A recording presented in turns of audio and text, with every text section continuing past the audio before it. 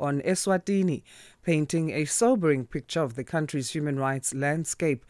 The report highlights widespread restrictions on freedom of expression, assembly, and political participation, alongside deep socio-economic inequalities that continue to affect vulnerable groups. To unpack the findings and discuss what they mean for eSwatini's democratic future, we're joined by Nkosi Sibanda, East and Southern Africa Engagement Lead at the Human Rights Measurement Initiative. Nkosi, thank you for joining us. Nkosi for joining us. How are you this Friday? Nkosi, thank you so much for having me, and I'm really good. And how are you? I'm good. Thank you so much for making time for us. Let's briefly explain what the Human Rights Measurement Initiative does exactly, firstly, and how you collect your data. Thank you so much once again for hosting us here, giving us an opportunity to engage. Human Rights Measurement Initiative is a global project or a global organization that tracks the performance of governments when it comes to respecting and protecting the human rights of their citizens as per their obligation under international law. So we are a non-profit and non-governmental organization that is headquartered in New Zealand, but we have got offices all over the world. And I'm currently serving as the East and Southern Africa Regional Lead, as you have already said. So basically what we do, we systematically measure how governments perform when it comes to their obligations on human rights. So we produce country-level data every year that we then quantify as scores to then allow us to track how governments or states are performing. So we track human rights under two major tracks, which is economic and social rights and also civil and political rights. So we use two distinct methodologies to produce each set of human rights. So for economic and social rights, we use what we call the social and economic rights fulfillment index, which benchmarks performance relative to the country's level of income. And it relies on secondary data from peer-reviewed, high-quality reports from organizations like World Bank, UNICEF, and other key institutions that produce country reports, which we then analyze and we quantify as scores. And then for civil and political rights, we gather this data directly from human rights experts from the countries where we produce this data in. So we literally engage with human rights experts from these countries who would then give us the data. It can be human rights practitioners, it can be academics, it can be human rights defenders, activists, human rights journalists, human rights lawyers. These are the people who then provide us with the data that allows us to track civil and political rights. All So right. for economic and social rights, we produce data for over 200 countries. For social and for civil and political rights, we produce data for about 50 countries now globally. Okay, so for eSwatini, then, according to your 2025 report, they scored 4.9 out of 10 on safety from the state, and the score for empowerment rights was 2.9 out of 10. What do these numbers tell us about the level of civic and political freedoms in the country right now?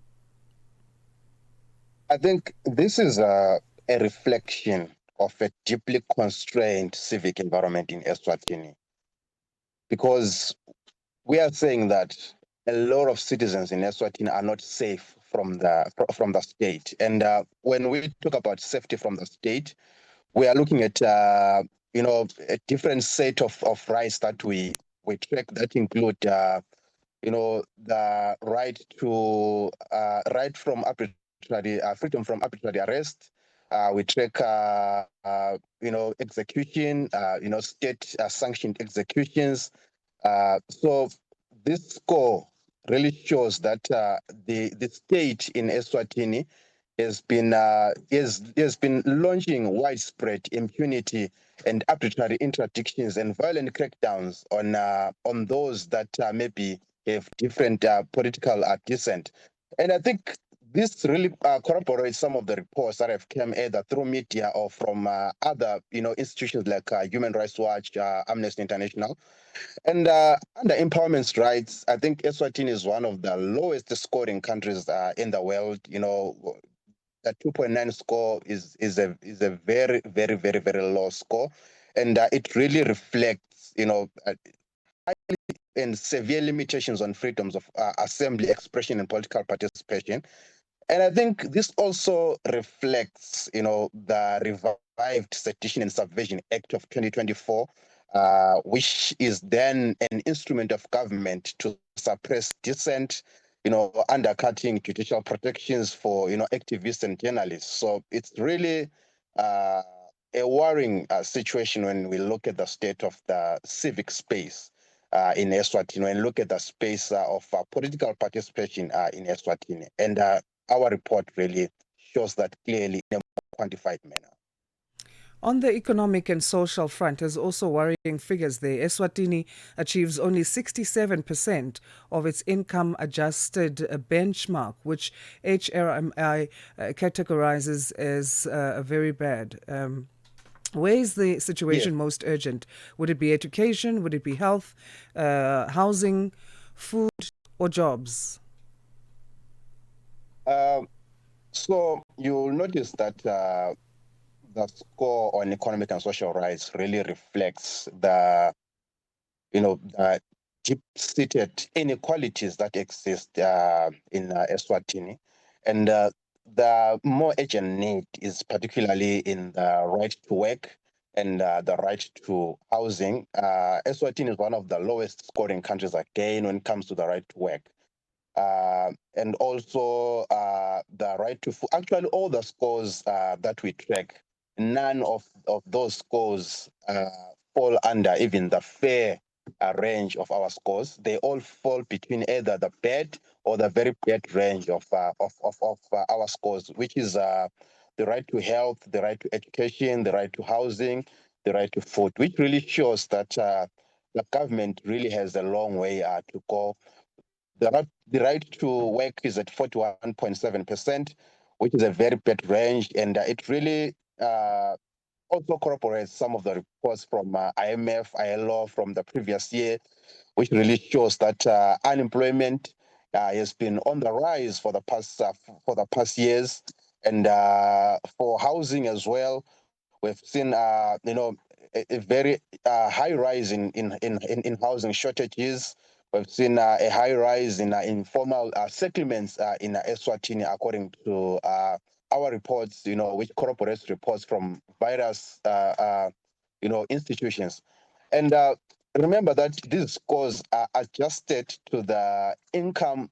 These are income adjusted benchmarks, meaning to say that we are measuring what the government of Eswatini is capable of doing at the level of its income, at the level of its resources, and the government just simply not does what they can do. So we are not comparing Eswatini to other maybe richer countries, but we are comparing Eswatini to itself. We're saying that in what Eswatini is capable of doing, in what the government of Eswatini is capable of doing, given its resources, given its level of income.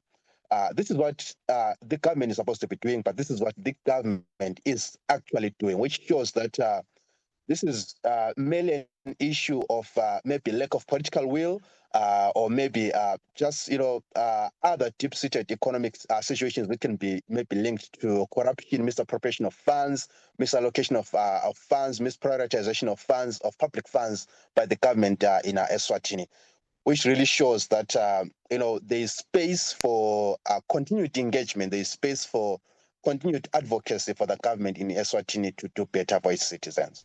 Yes, and how do you hope then that this report will influence policymakers as well as civil society and maybe the international community to apply pressure on Eswatini in terms of what needs to be changed and how reforms need to be supported, especially because it is a compilation of other reports, what you are bringing forward?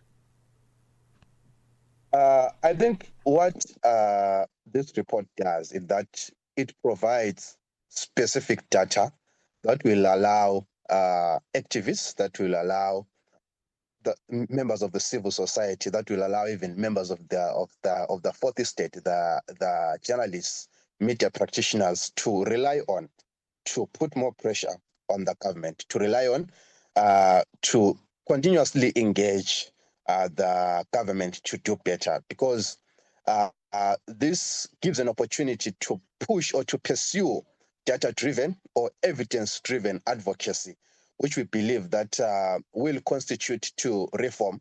And as a Human Rights Measurement Initiative, we are committed to continue producing such reports each and every year from now going forward.